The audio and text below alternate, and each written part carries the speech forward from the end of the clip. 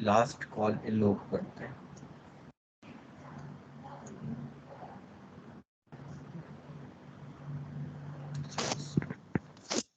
चलो जी, तो हम यहाँ पर पढ़ रहे हैं मशीन आर रेट। ठीक है, मशीन आर रेट का मतलब है कि एक मशीन को चलाने के लिए, एक मशीन को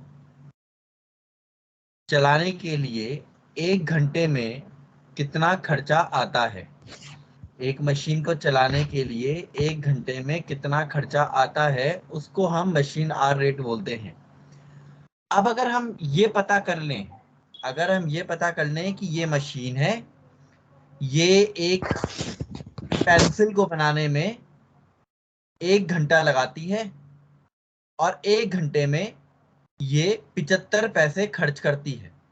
इस पे 75 पैसे का खर्चा आता है और 1 घंटे में एक पेंसिल बनती है। तो आप मुझे पेंसिल की कॉस्ट बता सकते हो? 75 पैसे। 75 पैसे, मल्टीप्लाई बस समझ करेंगे। जाओ। हाँ बिल्कुल, ये 75 पैसे। मतलब क्या है, मतलब यहाँ पर है मशीन को एक कॉस्ट सेंटर माना गया है। कॉस्ट सेंटर किसको बोलते हैं?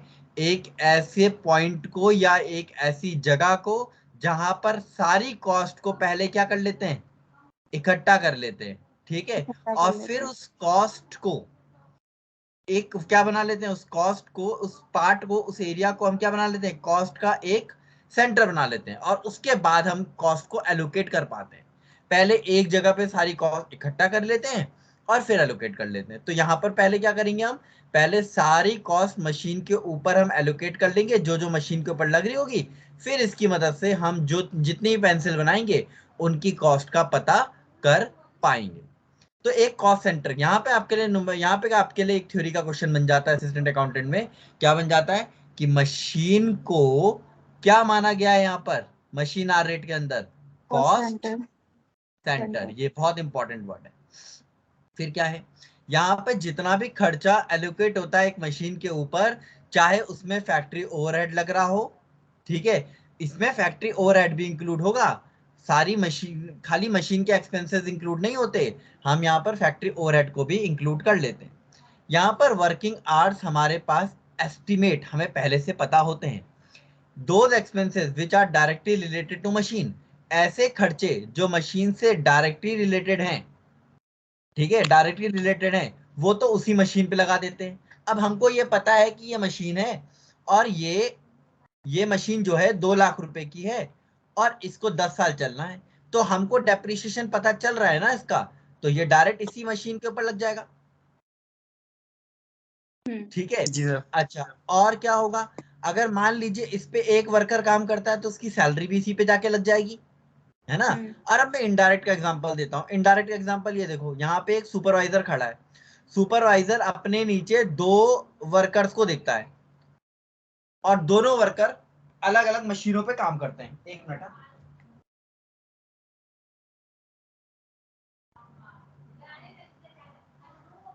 ठीक है, तो यहाँ पर 2 अलग अलग मशीनें हो गई।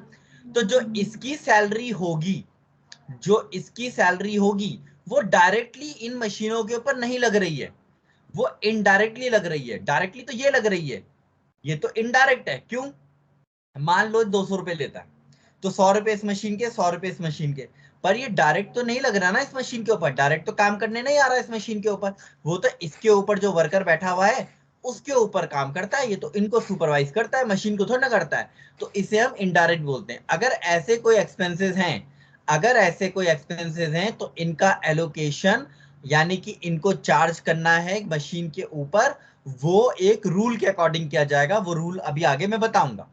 ठीक है, ये लिखा है कि those factory overhead which are not directly related to specific machine, जो डायरेक्टली रिलेटेड नहीं है, जो पूरी तरीके से उस मशीन के ऊपर नहीं लग सकते, उनको हम कैसे करेंगे, उनको हम एक सुटेबल बेस इस्तेमाल करेंगे और उसमें उनके बीच में इसको बांट देंगे। अभी हम आगे बढ़ते हैं, फिर समझेंगे थोड़ा और, यहाँ पे हमें समझ में आएगी बातें। ठीक है, ये हमारा बेसिस ऑफ प्रोफेशन है, ये बहुत ज्यादा इंपॉर्टेंट है, बहुत ज्यादा। देखेंगे अभी। ओवरहेड जो होते हैं उनको हम 2 हिस्सों में बांट लेते हैं, स्टैंडिंग और मशीन एक्सपेंसेस। स्टैंडिंग चार्जेस किसको बोलते हैं? जो कांस्टेंट रहते हैं, remain constant for the use और रनिंग ऑफ मशीन। मशीन चलती रहे ना रहे कोई फर्क नहीं पड़ता। सुपरवाइजर की सैलरी, मशीन चाहे 1 घंटा चले चाहे 10 घंटे चले वो तनख्वाह लेगा ही लेगा। जो मशीन का ऑपरेटर है, चाहे मशीन 1 घंटा चले 10 घंटा चले, मशीन का ऑपरेटर पैसे लेगा ही लेगा। ठीक है। डेप्रीशिएशन चाहे मशीन चले ना चले वो आपका लगना ही लगना है। बहुत सारी चीजें ऐसी हैं जो, अच्छा सॉरी डेप्रिसिएशन तो यहाँ आया, मशीन एक्सपेंस है वो तो डायरेक्ट रिलेटेड है। ठीक है। और भी कई ऐसी चीजें होती है जो स्टैंडिंग होते हैं। रेंट, किराया, किराया तो लगेगा लगेगा, किराया तो लगेगा लगेगा, चाहे आप मशीन को चलाओ ना चलाओ किराया तो लगना ही लगना है। तो जो चीजें लगनी ही लगनी है, जिनका मशीन के चलने से कोई फर्क नहीं पड़ता, वो आपके स्टैंडिंग चार्जेस में आती है। मशीन एक्सपेंस में कौन सी चीजें आती हैं? जो मशीन के चलने से होती हैं। मशीन के चलने से बिजली का बिल आएगा, पावर कंजप्शन। मशीन के चलने से डेप्रिसिएशन लगेगा, मशीन से चलने से तेल का खर्चा आएगा, बहुत सारी चीजें हैं। ठीक है। हमें स्टैंडिंग चार्जेस को बांटना होता है, मशीन एक्सपेंस को नहीं बांटना होता। ये तो ऑलरेडी बटा हुआ है, ये तो आपको पता है कि एक मशीन कितना पावर कंज्यूम कर रही है। हमको बांटना किसे? हमको बांटना है स्टैंडिंग चार्जेस को। और इनके बारे में ध्यान से समझिएगा। ठीक है। रेंट, रेट एंड टैक्सेस, ये फ्लोर एरिया के हिसाब से जाते हैं। अगर आपका फ्लोर, जितना मशीन ने जगह घेरी है, एक एग्जांपल लेते हैं, रेंट है आपका 5,000 रुपए, समझिए। और आपके पास है 3 मशीनें, एक है बड़ी मशीन और 2 है छोटी छोटी मशीन। जो बड़ी मशीन है वो कमरे का पूरा आधा भाग घेर लेती है, और जो छोटी मशीनें हैं वो 1/4 घेरती हैं। तो मुझे बताओगे कि ये जो रेंट है इसमें छोटी मशीन, स्मॉल मशीन का कितना हिस्सा आएगा? तो स्मॉल मशीन का हिस्सा कितना होगा? स्मॉल मशीन कितना जगह घेर रही है? 1/4। तो 5,000 का 1/4 यानी कि 1,250 रुपए, ये किसका हो जाएगा? एक मशीन का हो जाएगा। अब दोनों मशीनों का मिला के कितना हो जाएगा? यानी कि 1,250 रुपए इसका किराया, 1,250 रुपए इसका किराया, और इसका किराया कितना हो गया? 2,500। बात समझ में आ रही है? जितनी मशीन ने जगह घेरी उसी हिसाब से किराया बांटा गया। एक और चीज समझिए, एक और एग्जांपल समझिए यहाँ पर। इस एग्जांपल को आप इस तरीके से समझिएगा। ठीक है। मान लीजिए कि आपके पास एक फैक्ट्री है, फैक्ट्री के अंदर आपके पास है 9 रूम्स। ठीक है। रेंट आपका यहां गया है 18,000 रुपीज का। ठीक है। अब आप समझिए, एक रूम जो है वो है मैनेजर के पास, एक रूम मैनेजर के पास है, और 8 रूम जो हैं, इसको थोड़ा कैलकुलेशन के लिए आसान कर लो, 16 कर लेते हैं। 8 रूम जो हैं वहां 16 मशीनें काम कर रही हैं। 8 रूम में 16 मशीनें काम कर रही हैं। तो एक मशीन का रेंट कितना होगा? एक मशीन का रेंट कितना होगा? तो इसे पता करने के लिए 16,000 रुपए लो। एक मिनट एक मिनट एक मिनट, 18,000 ही ठीक था। वो कैलकुलेशन मिस्टेक हो जाएगी, वरना हमारी कैलकुलेशन ना पॉइंट में चली जाएगी। 18,000 रुपए था। ये कितने रूम का किराया था? 9 रूम। हमें कितने रूम का चाहिए? एक रूम का। क्यों? क्योंकि हमारे एक ही रूम में तो मशीन होंगी, और उस 8 रूम में 16 मशीन है, तो एक रूम में कितनी मशीन हो रही है, कोई बता सकता है? हाँ, तो मैं 2 मशीन है। तो मैंने एक रूम का किराया निकाल लिया, और अब मुझे एक मशीन का किराया चाहिए, तो मुझे क्या करना पड़ेगा? 1/2 करना पड़ेगा। 1/2 करना पड़ेगा। तो यहाँ पर अगर मैं इसे सॉल्व करूंगा तो मेरी एक मशीन का किराया कितना आ जाएगा? 1,000 रुपए। बात समझ में आ रही है या नहीं आई? मैं फिर बोल देता हूँ, 9 रूम है, रेंट आपका 18,000 गया है मान लीजिए। एक रूम मैनेजर का हो गया, 8 रूम के अंदर 16 मशीन हो गई, तो एक रूम के अंदर कितनी मशीन हुई? 2 मशीन। हमको एक मशीन का चाहिए। उससे पहले हमें उस रूम के अंदर आना पड़ेगा जिस रूम का किराया है। तो हमें पहले एक रूम का किराया चाहिए, तो हमने क्या किया? 18,000 रुपए 9 रूम का किराया है, मुझे एक रूम का चाहिए, और उस एक रूम के अंदर मेरे को एक ही मशीन का चाहिए, इसलिए मुझे आधा कर दिया। बात समझ में आई थोड़ी बहुत? जी सर। ठीक है। एक बार और इसे देखते हैं। ठीक है। एक बार इस क्लास को और चलाना, और तब देखना कि क्या है, तब तुम्हें और समझ में आएंगी बात है।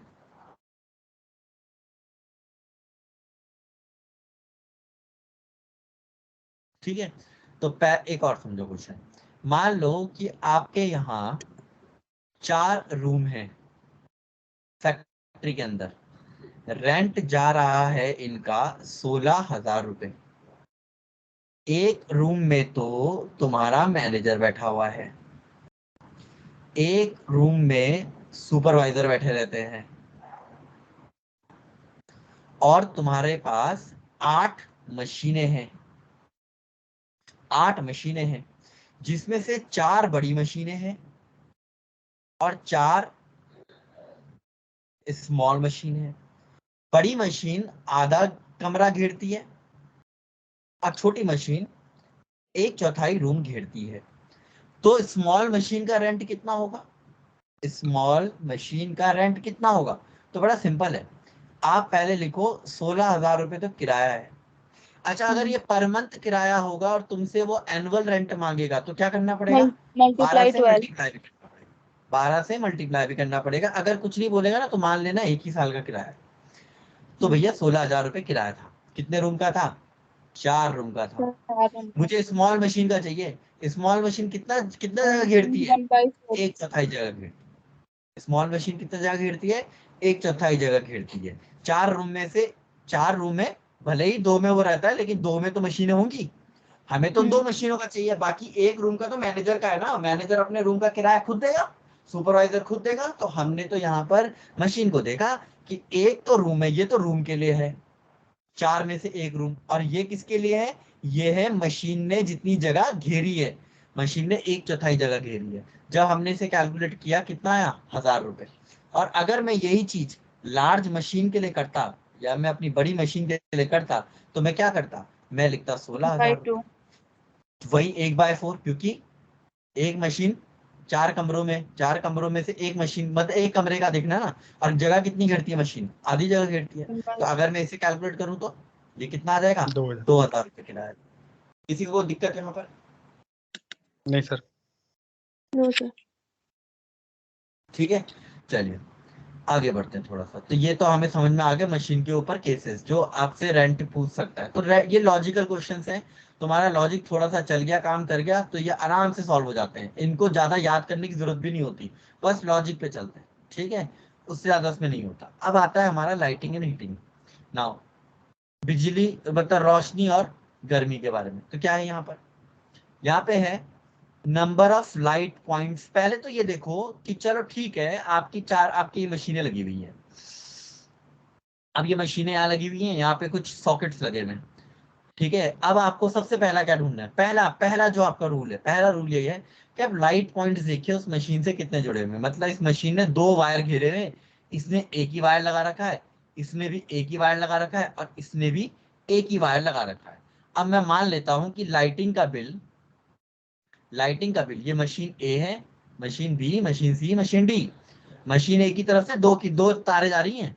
ठीक है, मैं ग्रीन कलर में कर देता हूँ। ये नहीं, इसकी तरफ से 2 तारे गई हैं, इसकी तरफ से एक, उसकी तरफ से भी एक, और उसकी तरफ से भी एक जा रखा है। और हम ये मान लेते हैं कि जो लाइटिंग हुई है वो टोटल मिला के 5,000 रुपए की हुई है।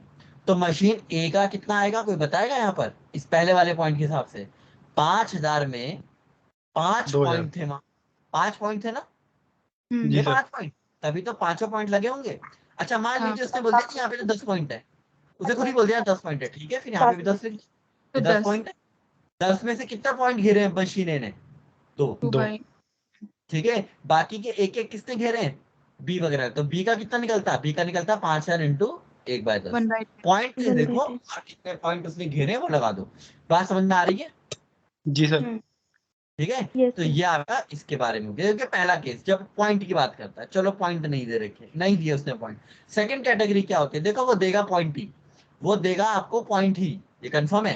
लेकिन कई बार ना, वैसे आगे नहीं जाएगा, आगे वो थ्योरी पूछेगा, पर पॉइंट ही देता है। आगे क्या है? नंबर ऑफ बल्ब देखो, बिल्कुल वही रूल है, बल्ब देखो। अच्छा, मान लो उसने तुमको लाइट पॉइंट नहीं दे रखे, बल्ब नहीं दे रखे, तो फिर तो एनर्जी वर्कर देखो। कंज्यूम। उस एरिया। नहीं तो वर्कर देखो, वर्कर कितने वर्कर काम कर रहे हैं उस मशीन पे ये देखो। और अगर वो भी नहीं पता चल रहा है तो आखिरी में कौन होता है? Floor area. Floor area. तब जगह एरिया। देखो कितनी जगह किसने घेरी है। ठीक है, कुछ नहीं बताया उसने, कहा 4 मशीनें हैं और जग कुछ नहीं बताया 4 मशीनें, और ये भी नहीं बताया कि चारों मशीन जगह कितनी घेरती है। अच्छा एक चीज बताओ, अगर आपको ये नहीं पता कि कौन सी मशीन कितनी जगह घेरती है तो आप क्या मानते हो?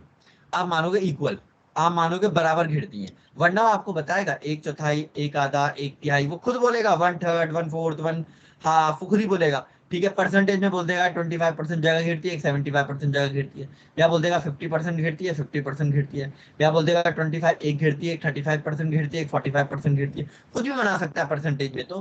ठीक है, लेकिन जब वो कुछ नहीं बताता तो हम मान लेते हैं मशीनें कितनी जगह घेरती हैं, बराबर घेरती हैं। ठीक है, अब उसने आपको नहीं बताया लाइट पॉइंट क्या है। उसने बोला जी बिल तो 2000 रुपए का रखा, बिल तो 2000 रुपए का रखा लाइटिंग का, लाइट वाले जो है वो 2000 रुपए का बिल मांग रहे हैं और मशीनें 4 हैं।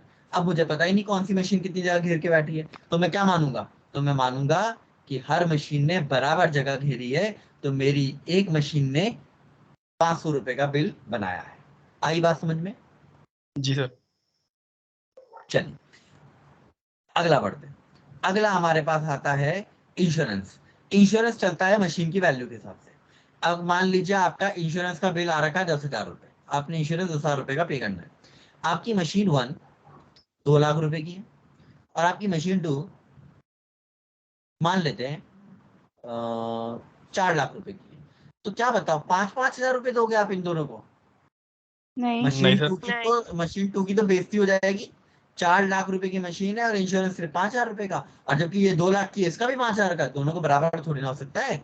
तो फिर क्या करना पड़ता है? मशीन की रेशियो। वैल्यू, वैल्यू देखो 2 लाख और 4 लाख, तो इसका रेशियो बनाओ। रेशियो क्या बनेगा? 2:4। 2:4 या 1:2, और 1:2 में 10,000 को बांट दो। बात समझ में आई? जी सर। हाँ जी भैया। ठीक है, बस इस तरीके से चलना है। अच्छा अब आता है सुपरविजन।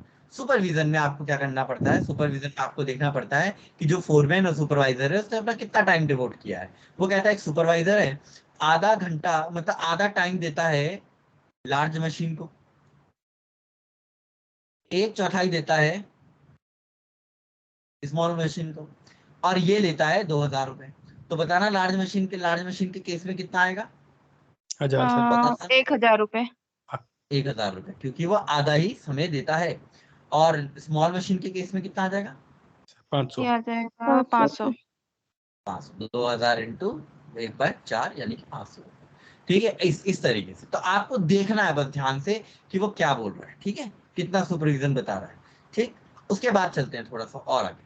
अब आते हैं हम लेबर वेलफेयर में। लेबर वेलफेयर एक्सपेंसेस के बारे में है कि कितने लोग काम करते हैं मशीन के ऊपर। इसमें कैंटीन भी आती है, कैंटीन जी सर। एक्सेट्रा जो सब इसके अंदर आते हैं, एम्यूनिटीज जिन्हें बोलते हैं, वो सब इसी में आते हैं। और ये एम्यूनिटीज यानी कि जो होती हैं सहूलियतें, जिनको हम हिंदी में बोलते हैं, उर्दू में बोलते हैं सहूलियत, और हिंदी में बोलते हैं क्या बोलेंगे इसको हिंदी में? सुविधाएं। ठीक है, सुविधाएं बोलते हैं जिन्हें। वो सिर्फ वो किस पर करती हैं? वो करती हैं नंबर कितने ऑफ लोग एम्प्लॉयज। काम कर रहे थे उस मशीन के ऊपर। अच्छा अब थोड़ा सा धीरे धीरे थोड़ा आगे बढ़ते हैं और अब समझते हैं इसका एडवांटेज। ज्यादा नहीं पूछा जाता, मैंने कभी एडवांटेज देखा नहीं है क्वेश्चंस में। मैं जितने देखा मैंने कभी एडवांटेज नहीं देखा मशीन आर रेट का। अगर मैंने कुछ देखा मशीन आर रेट के ऊपर तो वो यही है कि या तो वो पूछता है एक्सपेंसेस के बारे में, या फिर वो आपको न्यूमेरिकल बना के देता है और उसमें पूछता है। ठीक है, हम मशीन आर रेट का पहले एक बार वो भी देख लेते हैं एडवांटेज क्या है। देखिए, ये एडवांटेज उन ऑर्गेनाइजेशन के लिए, मतलब ये मेथड उन ऑर्गेनाइजेशन के लिए बेहतर माना जाता है जहाँ ज्यादा से ज्यादा मशीनें चलती है। तो यानी कि कौन सी टेक्निक वाले होते हैं वो? लेबर नहीं, कैपिटल मशीन। इंटेंसिव, अच्छा। Capital intensive technique. ठीक है, इंटेंसिव टेक्निक वाले। आप लोगों ने इकोनॉमिक्स में चीज पढ़ी है कुछ, जब पिछली जी बार सर। हम लोगों ने क्लास करी थी इकोनॉमिक्स में, हमने पढ़ा था कि how to produce, what to produce and whom to produce, for whom to produce, 3 central problem. उसमें एक वर्ड था हाउ टू प्रोड्यूस, मैं इसका लिंक कर रहा हूँ। हाउ टू प्रोड्यूस एक वर्ड था इकोनॉमिक की सेंट्रल प्रॉब्लम में। सेकंड प्रॉब्लम जो थी इकोनॉमिक्स की, second problem of economics, second problem of economics कहती है हाउ टू प्रोड्यूस। तो 2 तरीके होते हैं लोगों के पास, हर देश के पास 2 तरीके होते हैं। भारत जैसे देश को नहीं कंसीडर कर सकते आज की डेट में हम, ठीक है। आज की डेट में जो आज प्रेजेंटली सिचुएशन है, मैं इसमें भारत को लेबर में नहीं ला सकता, ठीक है। मैं नहीं ला सकता क्योंकि आज मशीनें बहुत ज्यादा हो गई हैं इंडिया में, पर लेबर को अभी भी मान सकते हो। तो आप थोड़ा सा करिए, आप एक गरीब देश का एग्जांपल लीजिए, जैसे अब बांग्लादेश को ही लीजिए। बांग्लादेश भी खैर इम्पोर्ट थोड़ा इतना बुरा देश नहीं है, और एक तरफ रख लीजिए आप यूएसए को, तो ये थोड़ा बिल्कुल अंतर नजर आएगा आपको। बांग्लादेश क्या मशीन टेक्निक यूज कर पाएगा? नहीं। बांग्लादेश यूज करता है लेबर इंटेंसिव, यानी कि वो क्या करता है, वर्कर से ज्यादा काम करवाता है। और यूएसए किस में करता है? कैपिटल इंटेंसिव, ठीक है। कैपिटल तो एक चीज बताओ, मशीन आर रेट सबसे ज्यादा कहाँ यूज होगा? अमेरिका, गरीब यूएसए। अमेरिका, मतलब ठीक है। USA अमेरिका में यूज होगा मशीन आर रेट सबसे ज्यादा, क्यों? क्योंकि वहां कैपिटल इंटेंसिव है, वहां मशीनें ज्यादा हैं, ठीक है। आप लोगों ने बहुत बार वो आप लोगों ने अगर देखा हो तो एक डिस्कवरी पर एक टीवी सीरियल आया करता था कभी, मॉडर्न मशीन्स, अगर आपने कभी जी देखा हो मॉडर्न मशीन्स, तो वो उसमें दिखाते हैं कि यूएसए में हर चीज जो है मशीन कर रही होती थी। वो चिप्स के पैकेट तक बना रही होती है, ठीक है। उसमें कहीं पर भी हैंड यूज नहीं किया गया था, वो पूरी जी मशीन, सर पूरी जो फैक्ट्री थी ऑटोमेटेड थी।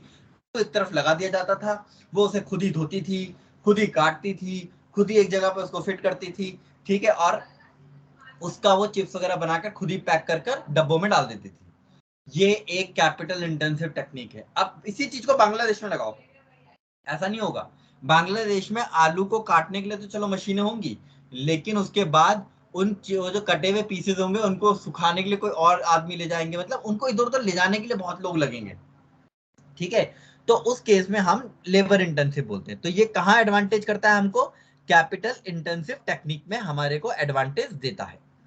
दूसरा पॉइंट, ये सिस्टम हमें इनेबल करता है कि हम एफिशिएंसी, जो रिलेटिव एफिशिएंसी मतलब जो होनी चाहिए, ठीक है, किस जो हमारी एफिशिएंसी है और जो हमारी कॉस्ट है, ठीक है। मशीनों की, अलग अलग मशीनों की, देखो अलग अलग मशीनों की ना, अगर आप ना सेम डे पर भी 4 मशीनें खरीदोगे ना, वो चारों मशीनें सेम एफिशिएंसी पे काम नहीं करती हैं, नहीं करती हैं। अब ये एग्जांपल आपको मैं बताता हूँ। आप लोगों ने गाड़ियां तो ली होंगी, आपने टू व्हीलर खरीदी, आप एक साथ 2 टू व्हीलर खरीदिए, दोनों एक्टिवा खरीदिए, एक ही दिन खरीदिए, 1 घंटे के अंतराल में खरीदिए, और जरा उनको 1 महीने बाद देखिए, उनके एवरेज में, दोनों एवरेजों में फर्क होगा। क्यों? रिलेटिव एफिशिएंसी और जो कॉस्ट है उसमें क्या आने लगेगा, फर्क आने लगेगा। तो ये सिस्टम आपको कंपेयर करने की हेल्प देगा। क्यों? अगर आप अपनी एक्टिवा को मशीन आर रेट के हिसाब से नहीं देखोगे, मैं तो आपको एग्जांपल दे रहा हूं खाली, अगर कंपनियां अपनी मशीन्स को मशीन आर रेट में कन्वर्ट करके नहीं देखेंगी, तो उन्हें पता नहीं चलेगा कि कौन सी मशीन कम खर्चा ले रही है और कौन सी मशीन ज्यादा ले रही है। और जो ज्यादा ले रही है और बना कम रही है, उस मशीन को क्या कर देना चाहिए, बेच देना चाहिए, डिस्कार्ड कर देना चाहिए। उस मशीन को अपने पास रख के कोई फायदा नहीं है। एक तो खर्चा भी ज्यादा कर रही है और ऊपर से बना भी कम रही है सामान, ठीक है। दूसरा, आइडल टाइम का पता लग जाता है। आइडल टाइम मतलब क्या होता है? जब मशीन क्या करती है, काम खाली नहीं कर रहती है। रही होती, ठीक है, खाली बैठी रहती है, ठीक है। तो इसका पता मैनेजमेंट को इससे चल सकता है, ठीक है। अब खाली कब पड़ती है मशीन? लाइट चले गई, ठीक है, स्टार्ट होने में कई ब्रेक बार डाउन। मशीनों को टाइम लगता है, बहुत सारी चीजें हैं, ठीक है। जैसे पता नहीं आप लोगों ने देखा नहीं देखा, लेकिन आप लोगों ने कभी कभी आप लोगों ने एक चीज देखा होगा, आप सबके यहाँ पानी की टंकी से होता है पानी सप्लाई, कि उससे होता है पंप से? एक होता है ना वो, पंप से भी सप्लाई होता है पानी, ग्राउंड से पानी जमीन से नीचे निकाल कर ट्यूबवेल, जिसको हम क्या बोलते हैं, उसको बोरवेल ट्यूबवेल सर, ही बोलते हैं शायद। बोरवेल सर, हाँ, बोरवेल। तो जब वो ट्यूबवेल ऑन करता है, तो क्या वो ट्यूबवेल ऑन होते ही पानी देना शुरू कर देती है? नहीं, नहीं, कुछ उसको नहीं। देर कम से कम 2-3 मिनट लगते हैं। वो 2-3 मिनट उस मशीन का क्या है, आइडल आइडिया। टाइम है, ठीक है। चल रही है पर कुछ बना के नहीं दे रही है, ठीक है। ये मेथड आपको एक चीज और फैसिलिटेट करेगा, क्या? आपको कॉस्ट ऑफ प्रोडक्शन का एस्टिमेट हो जाएगा। अभी बताया था ना 75 पैसे की पेंसिल पड़ रही है, ज्यादा एग्जांपल, जी जी सर। ठीक है। अब अगर मान लो कोई आदमी कहता है कि हमको 1 लाख पेंसिल चाहिए, तो तुमको पता है एक पेंसिल बनाने में 1 घंटा लगता है, 1 लाख को बनाने 1 घंटे 75 पैसे का खर्चा आता है। तुम बोल दोगे सीधा हाँ ठीक है 75 पैसे 25 पैसे अपना जोड़ लेते हैं, 1 रुपये हो गया, चल भाई 1 लाख रुपए दे देना, ठीक है, आसानी से जल्दी हो जाएगा। अब तुम्हें पता ही नहीं है तुम्हारी मशीन कितना लेती है, तो फिर क्या करोगे तुम पहले जाओगे और टेंडर बनाओगे। टेंडर बनाओगे मतलब पूरा कैलकुलेट करोगे, तो इससे बेहतर है पहले कैलकुलेट करके रखो, स्टैंडर्ड फिक्स करो, सेलिंग प्राइस कोटेशन फिक्स कर पाओगे, ठीक है। दूसरा, ओवरहेड्स को चार्ज करने में यूजफुल होगा जहां एक ऑपरेटर कई मशीनें चला रहा है या फिर कई ऑपरेटर एक मशीन चला रहे हैं। हो सकता है ना कि एक ऑपरेटर है और वो कितनी मशीनें चला रहा है, 3 मशीनें चला रहा है, और ऐसा भी हो सकता है कि ऑपरेटर बहुत सारे हैं और कितनी मशीन चला रहे हैं, सिर्फ एक, ऐसा भी हो सकता है।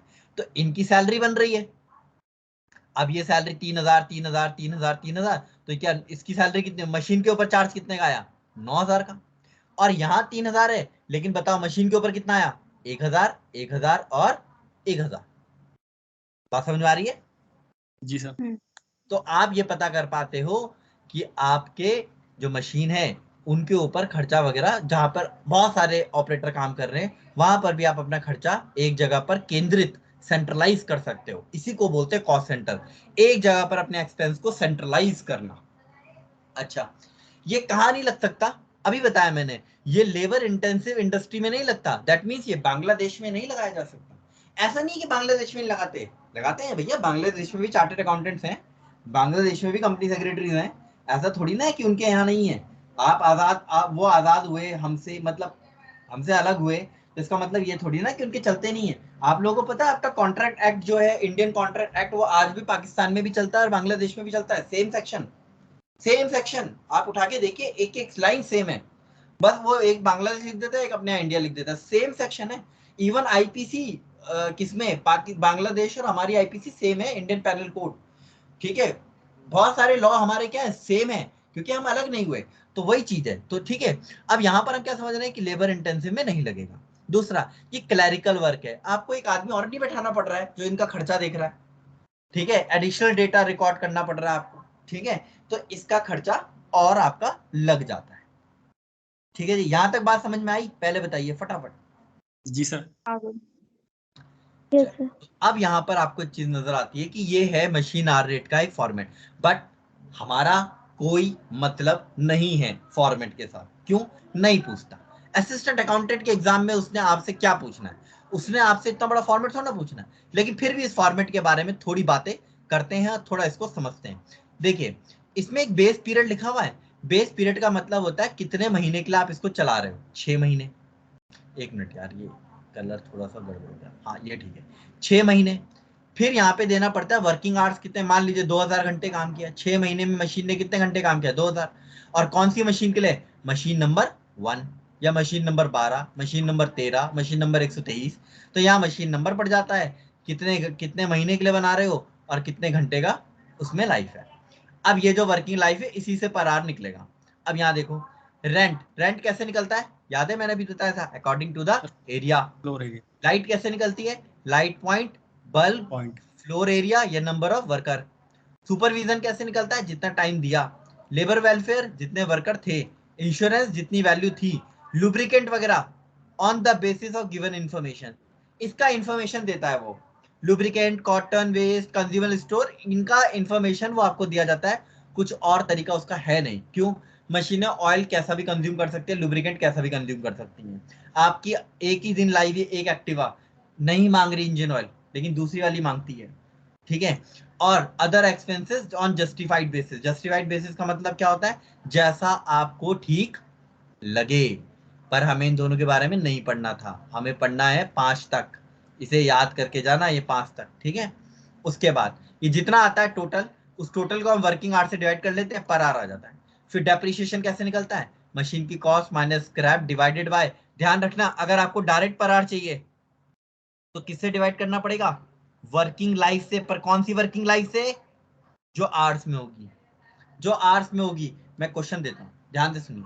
आपकी मशीन 2 लाख रुपए की है, 10 साल चलेगी। इसमें प्लस इंस्टॉलेशन भी तो था शायद, हाँ जी, इंस्टॉलेशन प्राइस भी तो वो था तो शायद। आप लोगों ने, वो तो आपका बेसिक चीज है ना। कॉस्ट ऑफ मशीन क्या होती है, ये तो मैंने आपको एक्विजिशन कॉस्ट पढ़ाई है एक जगह पर, शायद मुझे याद है मैंने आपको एक्विजिशन कॉस्ट पढ़ाई है, किसे बोलते हैं एक्विजिशन कॉस्ट? ठीक है। हाँ बताइए मैंने, जिसमें रास्ते का इंश्योरेंस भी जुड़ता है, फ्रेट भी जुड़ता है, याद आया कुछ? हाँ, जी इंस्टॉलेशन सर। चार्जेस ठीक है, जुड़ते तो हैं। वो तो एक अपने अंडरस्टूड बात हो जाती है। ठीक है, कॉस्ट 2 लाख रुपए है, वर्किंग लाइफ 10 ईयर्स है। ठीक है, और एक साल में 1000 घंटे काम होता है। अगर मुझे पर ईयर डेप्रिसिएशन चाहिए, मुझे पर ईयर डेप्रिसिएशन चाहिए, तो मैं क्या करूंगा? 2 लाख को 10 से डिवाइड कर दूंगा, डिवाइडेड राइट? बाय 10 इंटू 1 पर बाय ईयर आ जाएगा। 1000। लेकिन अगर मुझे 1 घंटे का चाहिए तो 1 तो अपॉन मुझे यहाँ पर 1000। 1 बाय 1000 भी करना पड़ेगा। 1000 में से 1 घंटे का, है ना? इससे मेरा कितने का आ जाएगा? इससे मेरा क्या आएगा? पर आर आएगा। और अगर पर आर आएगा तो मैं इस कॉलम में डालूंगा या इस कॉलम में डालूंगा? आप ध्यान से पढ़ना। पर आर आएगा, पर आर आएगा, इस कॉलम में डालू, इस कॉलम में डालू? सेकंड इस सेकंड वाले वाले में। में। ठीक है, पर आर वाले में। इस वाले में क्या आएगा कि वो पर ईयर था। ठीक है, इसके अलावा रिपेयर, रिपेयर का भी वही है, कितने घंटे का रिपेयर हुआ है। सबसे इंपॉर्टेंट है पावर, सबसे इंपॉर्टेंट वर्ड है इसमें पावर। पावर क्या है? यूनिट कंज्यूम्ड पर आर इंटू यूनिट रेट। कितने यूनिट 1 घंटे में कंज्यूम की गई है और 1 यूनिट का बिल कितना है। अब मुझे एक क्वेश्चन है, मैं आपके आगे लिखता हूं। ठीक है, ये कहता है 1 आवर में 4 यूनिट बिजली फूकती है और 1 घंटे का 2 रुपए आता है। तो मुझे बताओगे कि यहाँ पे कितना लिखोगे आप? 8। पक्का? हाँ 8 आएगा। अरे 2 ही तो लिखोगे, 8 क्यों लिखोगे? क्यों, यूनिट तो 4 करी ना उसने 1 घंटे में। हाँ, पर 1 घंटे का बिजली का बिल कितना है? अच्छा अच्छा, 2 रुपए, ठीक है। 2 रुपए। पढ़ो शब्द को, नहीं तो वो घुमा देगा तुमको। ठीक है, चलो एक और करते हैं, एक और करते हैं। वो कहता है कि 1 घंटे में 4 यूनिट जाती है और 1 यूनिट 25 पैसे की है। अब मुझे बताओ पैसे की, हाँ। कितना आएगा बिजली अब का तो बिल? मल्टीप्लाई करेंगे। अब 1 4 रुपए। इंटू अब जीरो मल्टीप्लाई पॉइंट करो। 1 रुपए कितना आ गया? 1 रुपए। बात समझ में आई? जी सर। ठीक, एक और देता है वो। अरे वो इतने पे रुक जाए तो उसकी जिंदगी ना हो जाए खराब। वो तुमको ना, 1 minute, 1 minute, 1 minute, 1 minute, 1 minute, वो तुम्हें देगा पावर का बिल फॉर होल ईयर, 1 साल का पावर का बिल। ध्यान से सुनना, 12,000 रुपए दे दिया उसने। कह रहा है 1 घंटे में 4 यूनिट लगती है। फिर कहता है टोटल यूनिट्स, जो टोटल यूनिट्स लगी हैं फॉर होल ईयर, पूरे साल के लिए जो होल ईयर लगी हैं टोटल यूनिट्स, वो लगी हैं उसकी, मान लेते हैं खाली 40,000। और कहता है पर पर यूनिट, या पर यूनिट तो बोलेगा ही नहीं, छोड़ो। और बोलेगा ये बताओ टाइम कितना है, टाइम बताना कितना टाइम लगा है। ठीक है, अच्छा 1 मिनट, 1 मिनट, मैंने पूरा इन्फॉर्मेशन नहीं दिया तुम्हें। 1 यूनिट का बिल बता देता है तुम्हें। 1 यूनिट जो है वो 25 पैसे की है। अब वो तुमसे पूछेगा टोटल वर्किंग आवर बताना, टोटल वर्किंग आवर। वो तुमसे ये नहीं पूछ रहा है बिजली का बिल कितना है, वो तुमसे ये पूछ रहा है पूरे साल भर में कितने घंटे काम हुआ है। अब कैसे निकालोगे? तो तुम एक काम करो, तुम बताओ टोटल कितनी यूनिट लगी है 1 साल में? 40,000। 40,000 सर। 1 यूनिट कितने रुपए की है? 25 पैसे। 0.25। और 25 पैसे की 1 यूनिट है। ठीक है, इससे जरूरत भी नहीं पड़ेगी वैसे, तुम्हारा काम इन 2 लाइनों से हो जाएगा। देखो 1 यूनिट है 25 पैसे की, तो 1 घंटे में कितने रुपए का बिल आ रहा होगा? 1 रुपए का सर। 1 रुपए 1 का। रुपए का, करेक्ट। 25 पैसे से मल्टीप्लाई करके 1 रुपए का, 1 रुपए 1 घंटे का, तो 12,000 रुपए कितने घंटे का? 12 सर घंटे का। 12,000। 12,000। अगर 1 रुपए 1 घंटे का है तो 12,000 रुपए का बिल कितने घंटे का आया है? सर 12,000। 12,000। 12,000 घंटे का आया है। बात समझ में आई? जी सर। ठीक है, ऐसे भी निकल सकता है। तो वो आपको बहुत तरीके से देगा, तो वो मैं और तरीका बताऊंगा। अभी तो खैर मेरे दिमाग में इतना ही तरीका आया था। ठीक है, मैं इसे मिटा इसलिए रहा हूँ क्योंकि मैं न्यूमेरिकल तो अलग से आपको कराऊंगा। ठीक है, वहां पर हमें मिलेंगे, मैं बस उनसे निकालूंगा ना। दूसरे जो CACS वाले उनसे हैं वहां से निकाल के तब करेंगे। उस लेवल का कर लेंगे तो निचले लेवल का तो हमारा कंप्लीट हो जाएगा। सिलेबस चेंज नहीं हो रहा है तुम्हारा, ये कंफर्म हो गया? अच्छा सिलेबस चेंज नहीं हो रहा? नहीं, यही रहेगा जो था। तो इसका मतलब पर स्टैटिक्स और वो भी आएगा फिर इकोनॉमिक्स? सब आएगा, सब आएगा। भगवान। ठीक है, स्टीम, पावर एंड वाटर जैसा क्वेश्चन में गिवन होगा। आगे बढ़ते हैं। आगे बढ़ने की जरूरत ही नहीं है, हमारा काम यहाँ पर क्या हो जाता है, खत्म हो जाता है। तो थियोरेटिकल सेशन इसका पूरी तरीके से खत्म हो गया। किसी को मशीन आर रेट के बारे में कुछ पूछना है तो पूछ सकता है। सर जी जो एनर्जी कंज्यूम्ड होता है ना, मतलब वो, हाँ मतलब सर ये इलेक्ट्रिसिटी वाला, हाँ हाँ। सर इसमें आपने मतलब पहले एक वो भी लिखवाया था कि एनर्जी, जितनी एनर्जी कंज्यूम्ड होगी उसमें भी अब वो हो जाएगा, क्या हो जाएगा? अपोर्शनमेंट होता है उसका, मतलब एनर्जी कंज्यूम में भी। नहीं नहीं ऐसा क्या लिखवाया था मैंने? सर था तो दिखाओ, मतलब वो तो मैं, स्क्रीनशॉट खींच के भेज, उसका फोटो खींच के भेजो जरा। इसमें जी लाइटिंग सर, में बोल रहे थे? हाँ जी सर। लाइटिंग, लाइटिंग अलग होती है रे। लाइटिंग एंड अच्छा power lighting, are two different things. अच्छा अलग है सर दोनों? हाँ, दोनों अलग हैं। ठीक है। ठीक है सर, जी जी सर। हाँ, लाइटिंग हीटिंग अलग चीज होती है और पावर अलग चीज होती है। ठीक। जी सर। लाइटिंग हीटिंग मतलब कुछ मशीनों को हीटिंग की जरूरत पड़ती है ना, तो वो वहां काउंट कर लेते हैं लाइटिंग एंड हीटिंग के अंदर। तो ये दो अलग अलग चीजें कंसीडर की जाती हैं, एक नहीं मानी जाती। ठीक है सर, ठीक है। ठीक है। तो अच्छा जी तो ये ऑल ये राइट। पक्का हो गया ना कि पेपर सितंबर अक्टूबर में ही होना है? अभी तक फिलहाल यही कंफर्मेशन है, पूरी तरह कंफर्मेशन नहीं है, उसको बाद में देखेंगे। ठीक है। चलो एक और काम करते हैं। अब यहाँ से हम एक चैप्टर और शुरू कर देते हैं आज, बस जस्ट उसको थोड़ा पढ़ेंगे। ठीक है। हम्म। कौन सा चैप्टर शुरू करें जिसे थोड़ा पढ़ेंगे, बस ज्यादा नहीं करेंगे, थोड़ा पढ़ेंगे। सर, वही कॉस्ट और फाइनेंस वाले की डिफरेंस वगैरह वाला करा दो। कॉस्ट थ्योरी पढ़ लेते हैं। हाँ जी सर। Cost theory? हम्म। गलत चैप्टर खुलवा दिया तुमने। क्यों? ये यहाँ से नहीं है ना अच्छा। ये आधे से ये शुरू यहाँ से होगा।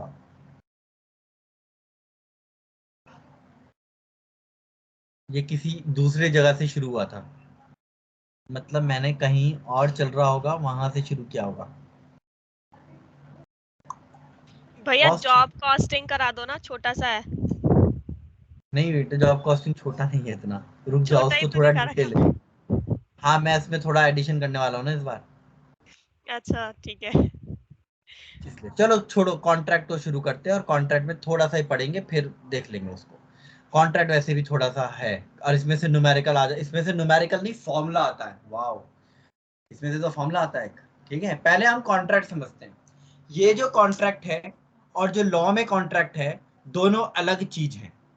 वो कॉन्ट्रैक्ट क्या है, एक दूसरे के बीच में अनुबंध टाइप है। ये कॉन्ट्रैक्ट किस चीज से रिलेटेड है, कंस्ट्रक्शन से रिलेटेड है। ये कंस्ट्रक्शन कॉन्ट्रैक्ट्स का है। कोई मुझे कंस्ट्रक्शन कॉन्ट्रैक्ट का अकाउंटिंग स्टैंडर्ड बता सकता है? Construction contract. हाँ जी, कोई भी। 21 7। कौन सा है, कौन सा, क्या बोला तुमने? बोलो बोलो। हाँ हाँ, AS7 बिल्कुल सही है, AS7 correct. Accounting standard 7 contract को डील करता है। कौन से कॉन्ट्रैक्ट को? कॉन्ट्रैक्ट कॉस्टिंग को। कॉन्ट्रैक्ट कॉस्टिंग किसके लिए इस्तेमाल की जाती है, ये समझ लीजिए बस। कॉन्ट्रैक्ट कॉस्टिंग इस्तेमाल की जाती है उन जगहों पर जहां पर कंस्ट्रक्शन वर्क चल रहा है, जहां पर कंस्ट्रक्शन वर्क चल रहा है। अब क्यों इसको करते हैं, देखिए एक चीज बताता हूं मैं आपको। कोई भी कंस्ट्रक्शन एक साल में पूरा नहीं होता, नहीं होता, नहीं होता मतलब नहीं होता, सच में नहीं होता। आप चाहे कोशिश कर लीजिए, आप अपना घर भी बनाएंगे ना, अगर आपने लोन लिया है प्रॉपरली और आपके पास सारे रिसोर्सेज हैं, तो ही आप अपना घर एक साल में बना पाओगे। वो पूरा एक साल लग जाएगा उसमें बनाते बनाते, 6-7 महीने तो कहीं नहीं गए। ठीक है। और अगर आपको ढंग का ही बनाना है तो वो एक साल तो लगना ही लगना है उसमें प्रॉपरली। और जो बड़ी बिल्डिंग्स बनती है उनमें तो एक साल से ज्यादा लगना ही है। कोई पुल बन रहा है 1 साल से ज्यादा बननी है, रोड है 1 साल से ज्यादा लगना है। अब आप बोलोगे नहीं इंडिया में तो रिकॉर्ड बना था 75 किलोमीटर खींच दिया था एक ही साल में। तो 75 किलोमीटर एक साथ एक ही स्ट्रेच थोड़ी ना था, मतलब पूरे देश में चल रहा था। आज में तो शायद यही है ना, इंडिया में रिकॉर्ड तोड़ रोड बन रही है ना, ठीक है। जी तो वो कंस्ट्रक्शन वर्क है, ठीक है। आप इस बात पर नितिन गडकरी को तारीफ कर सकते हो कि वो उसके जैसा आपको मंत्री शायद ही मिलेगा जो इतनी तेजी से वर्क करता है, बहुत तेजी के साथ। वो बोलता नहीं है ज्यादा, वो काम करता है। तो कंस्ट्रक्शन कॉन्ट्रैक्ट्स वहां पर आते हैं काम। और ये मेन ऑब्जेक्टिव क्या है? मेन ऑब्जेक्टिव ये है कि एक तो पहले हम टोटल कॉस्ट पता कर लें। अब देखो, आधा इस साल, आधा इस साल, आधा इस साल, आधा इस साल, आधा इस साल, भैया कंस्ट्रक्शन कॉन्ट्रैक्ट की कॉस्ट क्या होगी? अगर मान लेता हूं, मैं एग्जांपल देता हूं आपको, आप लोगों ने इसका नाम तो सुना होगा, पार्श्वनाथ। कभी सुना है इसका नाम? कितने लोगों ने इसका नाम सुना है? पार्श्वनाथ। चलो ये नहीं सुना, डीएलएफ का नाम सुना है? जी सर। चलो डीएलएफ का नाम तो सुना है, शाबाश। डीएलएफ एक कंस्ट्रक्शन कंपनी है। तुमको क्या लगता है इंडिया में डीएलएफ सिर्फ तुम्हारे देहरादून में बना रही थी बिल्डिंग? नहीं नहीं, सर। वो पता नहीं कहाँ का काम कर रही थी। उसके पता नहीं हजारों कॉन्ट्रैक्ट चल रहे होंगे उसके। अब उसके हजारों कॉन्ट्रैक्ट चल रहे हैं और वो मतलब मान लेते हैं चलो 100 कॉन्ट्रैक्ट भी चल रहे हैं उसके, और 100 कॉन्ट्रैक्ट में से कुछ उसके 2 साल के, कुछ उसके 3 साल के, कुछ उसके 4 साल, कुछ 5 साल, कुछ 6 साल। देखो कंपनी के ऊपर तो पूरी कॉस्ट आ रही है, लेकिन कंपनी क्या करेगी? देखो 2 साल में पूरा होगा, तो कंपनी इस कॉन्ट्रैक्ट में मुझे फायदा हुआ या नहीं हुआ उसके लिए क्या करेगी? इसका एक अलग से अकाउंट बनाएगी, उस अकाउंट में इसके खर्चे जोड़ती चली जाएगी, ठीक है। इसी को कंस्ट्रक्शन कॉन्ट्रैक्ट बोलते हैं। यही है कंस्ट्रक्शन कॉन्ट्रैक्ट। आप अपने कॉन्ट्रैक्ट्स के अलग अलग अकाउंट बनाइए हर कॉन्ट्रैक्ट का, और उसमें उस कॉन्ट्रैक्ट से रिलेटेड एक्सपेंसेस को चार्ज करते चले जाइए, ठीक है, ताकि आपको टोटल कॉस्ट पता चल सके और उससे आप प्रॉफिट और लॉस निकाल सको, ठीक है। या तो कॉन्ट्रैक्ट के कंप्लीट होने पे या डिफरेंट लेवल ऑफ परफॉर्मेंस पे। डिफरेंट लेवल ऑफ परफॉर्मेंस क्या? आप कह रहे हो एक कॉन्ट्रैक्ट मेरा 3 साल चलेगा, तो पहले साल तो रोड इतनी बनानी थी, ठीक है। अब पहले साल कंपनी ने इतनी बनाई, तो कोई प्रॉफिट का मतलब बनता है? कंपनी चार्ज कर सकती है कोई प्रॉफिट? कंपनी कहते पागल थोड़ी ना है प्रॉफिट चार्ज करेंगे, अभी काम ही कहाँ हुआ है, काम ही कहाँ हुआ। आप कह रहे हो इस समय तो प्रॉफिट हो रहा है भाई, 5,000 रुपए का प्रॉफिट हो रहा है, लगा देते हैं। कंपनी बोलेगी भाई इतना लंबा सफर बचा हुआ है अभी, जहां तक जाते थे लॉस हो गया, तो इस 5,000 को रखो अभी। फिर ये तो हो गया पहले साल। अब दूसरे साल कंपनी यहां तक पहुंच गई, तो क्या अब आधा काम कर चुकी है ना, तो क्या अब प्रॉफिट नहीं दिखाएगी? हाँ अब दिखाएगी प्रॉफिट। अब वो अपने पीएनएल अकाउंट में इस कॉन्ट्रैक्ट से प्रॉफिट को ट्रांसफर करेगी। तो देखो, या तो profit and loss account complete पे कर लो, या डिफरेंट लेवल ऑफ परफॉर्मेंस पे कि 25% पे क्या करोगे, 50% पे क्या करोगे, 75% पे क्या करोगे, या 100% पे क्या करोगे उस प्रॉफिट का। यही चीज कि मैं इस प्रॉफिट को, ये जो मेरा डिफरेंट लेवल ऑफ वर्क है, जो ये मेरा काम है, ये जो अलग अलग समय पर पूरा हो रहा है और अलग अलग स्टेज पे पूरा हो रहा है, इसमें से कितना प्रॉफिट मैं अपने पीएनएल अकाउंट में दिखाऊं, यानी कि प्रॉफिट और लॉस अकाउंट में दिखाऊं, और कितना ना दिखाऊं, इसी चीज के लिए हम क्या बनाते हैं? कॉन्ट्रैक्ट कॉस्टिंग करते हैं, ठीक है। यहां पर क्वेश्चन ये आता है कि हर कॉन्ट्रैक्ट का अपना एक सेपरेट अकाउंट होता है। हर कॉन्ट्रैक्ट का अपना एक सेपरेट अकाउंट होता है। मैं एक कॉन्ट्रैक्टर हूं और मैंने 50 कॉन्ट्रैक्ट ले रखे हैं, तो मैं इन सबका अलग अकाउंट बनाऊं या एक अकाउंट बनाऊं? तो मुझे अकाउंटिंग स्टैंडर्ड 7 कहता है सबके अलग अलग अकाउंट बनाए जाएंगे, यानी कि कितनी फाइलें बन जाएंगी? 50 फाइलें बन जाएंगी, और 50 फाइलों में अलग अलग काम होगा। मान लीजिए इसमें 50% काम हो गया है, इसमें 10% काम हुआ है, इसमें 70% काम हो गया है, इसमें 100%। जिसमें 100% काम हो गया उसका पूरा प्रॉफिट ट्रांसफर करो, जिसका 50% ट्रांसफर हो गया वो अकाउंटिंग स्टैंडर्ड 7 के हिसाब से ट्रांसफर करो। 10% वाली का तो करते ही नहीं है, क्योंकि 25% के नीचे प्रॉफिट ट्रांसफर ही नहीं करते, ठीक है। तो जो स्टेजेस है ना, उन स्टेजेस का ध्यान रखकर इनके प्रॉफिट को अपने प्रॉफिट एंड लॉस अकाउंट में क्या कर दो? जोड़ दो। आ रही है बात समझ में कि क्या है कॉन्ट्रैक्ट अकाउंट? जी सर। अब इस कॉन्ट्रैक्ट अकाउंट में कॉन्ट्रैक्टर क्या करता है? सारे डायरेक्ट इनडायरेक्ट एक्सपेंसेस जितने हैं, सारे डायरेक्ट इनडायरेक्ट जो भी खर्चा हो रहा है, सब किस साइड पे डालता है? डेबिट साइड पर। डेबिट साइड पता है ना कौन सी साइड होती है? जी कौन सर, सी होती है इन दोनों में से डेबिट? मैं लिख के दे रहा हूँ, एल वाली या आर वाली? L sir. एल वाली, करेक्ट। लेफ्ट हैंड साइड आपकी क्या होती है? डेबिट साइड होती है। बैलेंस शीट में लेफ्ट हैंड साइड कौन सी वाली साइड होती है, डेबिट या credit? Credit sir. Liability side. Liability side और वो क्रेडिट, ठीक है। जी सर। चलिए दूसरी तरफ यानी कि क्रेडिट साइड पर, store return from site. Site से स्टोर आ गया, वापस सामान वापस आ गया, स्टोर दूसरे कॉन्ट्रैक्ट में भेज दिया। स्टोर अभी अनयूज पड़ा है, काम नहीं और काम हुआ ही नहीं, मतलब मटेरियल वहीं पड़ा हुआ, बजरी रेत वहीं पड़ा हुआ है तुम्हारा। प्लांट इन हैंड, तुम्हारा प्लांट बच गया तुम्हारे पास। ये प्लांट इन हैंड वो नहीं है कि तुम सोच लो कि आम का पेड़ तुम्हारे हाथ में, ये वो नहीं बोल रहा है। वो प्लांट इन हैंड का मतलब ये है कि जो मशीन तुम्हारे पास बच जाएगी, ठीक है। वैल्यू ऑफ सर्टिफाइड और अनसर्टिफाइड वर्क, ये सब कौन सी साइड पर आते हैं? क्रेडिट साइड पर आते हैं। फिलहाल के लिए इस काम को यहां तक छोड़ दिया जाता है। आप मुझे बताएं, यहां तक आपको कोई दिक्कत है समझने में तो मुझे बताएं। नहीं सर। ठीक है, एक मिनट।